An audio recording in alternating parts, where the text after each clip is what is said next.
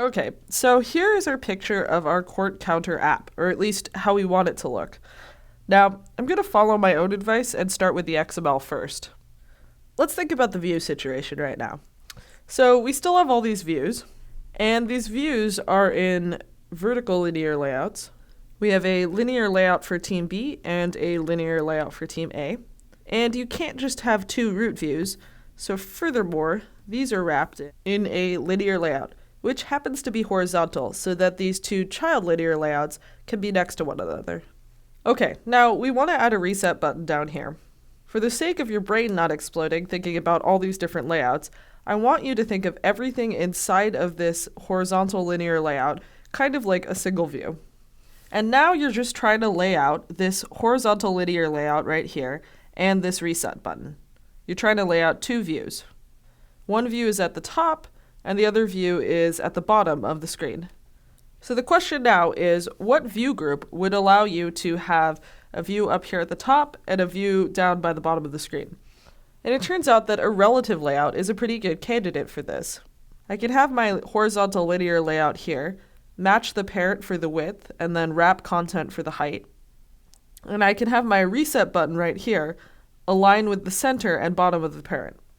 Okay, so you have a relative layout, and that relative layout has a button child and a linear layout child. And the button child is this reset button, and the linear layout is the linear layout here, the horizontal one. Furthermore, this horizontal linear layout has two children. And those children are also linear layouts. They are the linear layout for Team A and the linear layout for Team B that you see here.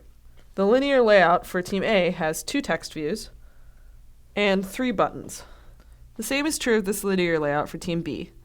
5 children, 2 text views, and 3 buttons. This portion of the layout you've already made. You just need to add this. Alright, let's do it. Okay, I'm here in my XML code. And so the first thing I'm going to do is I'm going to make the root relative layout that you saw in the diagram. So here, I'm going to type relative layout.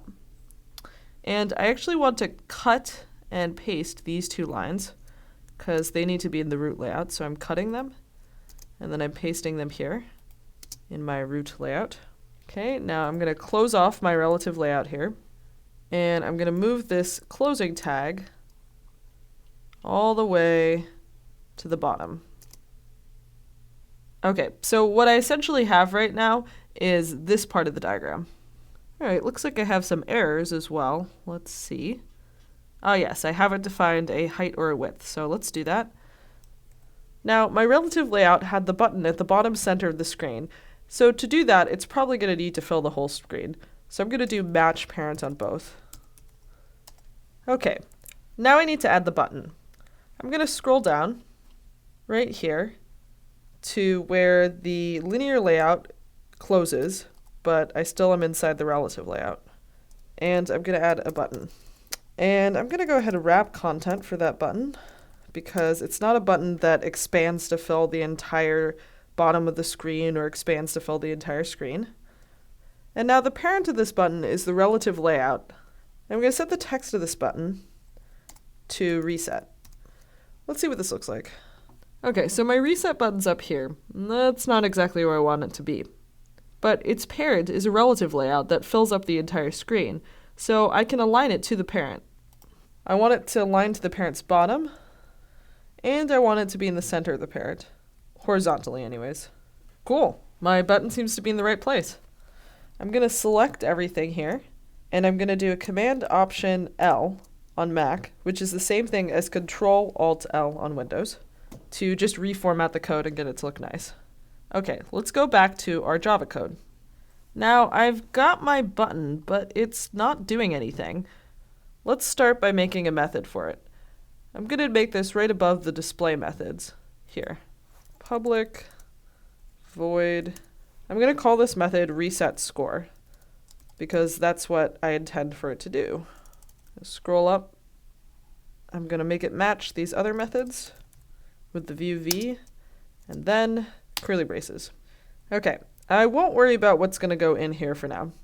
I'm going to go back to my XML code, and I'm going to do the second part of the hooking the button to the Java code by adding a onClick attribute here for reset score.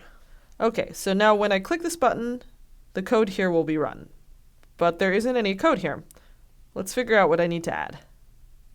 Okay, let's go back to this discussion of pseudocode. When I hit the reset button, what do I want to happen? Well, I want both of these two scores to show 0. Furthermore, I want the variables for score team A and for score team B to go back to 0. Remember, when I click on any of these buttons, I'm adding to and then displaying the variable. So if I don't put the variable back to 0, it's going to show an incorrect number. So here's what I came up with pseudocode-wise. The first thing I want to do is set the score for team A to 0. Then I want to do the same thing for team B. Now, both of the scores are 0, but nothing's been displayed yet. Which is why in step 3, I'll display the score for team A, which has been set to 0. And to be a little bit more specific, I'm going to display the score for team A here. And then I'll display the score for team B here. And because in steps 1 and 2, I've ensured that they're set to 0, they will display 0 here and here. Then, when I click any of these buttons to update score for team A or score for team B, it's going to be updating, but starting with this score of 0. Okay, so in reset score, I'm going to type my pseudocode as code. So the first thing I would do is take score A and set its value to 0 using a assignment operator here and the value of 0. Oh, and don't forget the semicolon, of course. I'll do the same for score B. After that, I'm going to display in the team A spot the score for team A. And then I'm going to display in the team B spot the score for team B. I'll also go ahead here and add a comment. Okay, this all seems reasonable, and it's been a while since I've run anything on my phone, so I'm going to press the run button. Okay, cool. I have a reset button. Let's see if it works. Good, it sets to 0. Let's click a little bit more, just to make sure that everything's still working. Cool, and it looks like it is. Awesome. Now, this was a little bit of a tricky one, so let me show you what happens if you were to switch around the order or do something a little bit differently. What if I switch these two around? Well, let's just see what happens. Okay, so here it is. Let's see what it does. Okay, so I'm going to add some points. Now for the moment of the truth, reset button.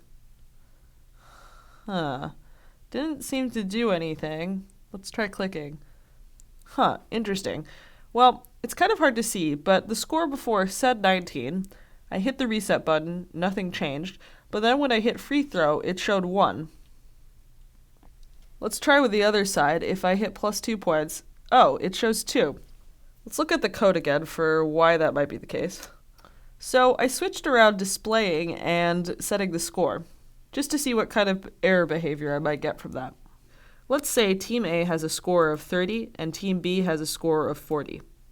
When I say display for Team A, it's going to show 30, and when I say display for Team B, it's going to show 40. Only after that will it actually set these values to 0. But since it displayed first, it's not going to show the values of 0. But the variable will be 0. So when I press something like add 3 for Team B, it's going to take the value of 0 that I set down here, add 3, and then display 3. So to us, it would look like Team B went from having a score of 30, then to after clicking the reset button, a score of 3, which is kind of a weird jump. Now, one way I could fix this, besides swapping it back to how it should be, is I could put display 0 here. And you can test this out on your own, but this would actually work. It's just a little bit counterintuitive. I like showing examples like this because it kind of shows the beauty and subjectivity of code. Now, in this case, I happen to think fairly strongly that the first way that I had the code was better. But you might start seeing scenarios where there can be 2 different ways to write the code, and both of them are technically correct. Since there isn't always one right answer, you shouldn't feel constricted to do it the exact correct way. Try coding up something that works your way, see how other people do it, and then compare who's more efficient, whose code is clearer. These kind of discussions can be a really helpful learning experience. Okay, but I'm going to revert the code back to the state that it was before, which is working, and now I have all the functionality in my app. But it's not pretty. Let's fix that.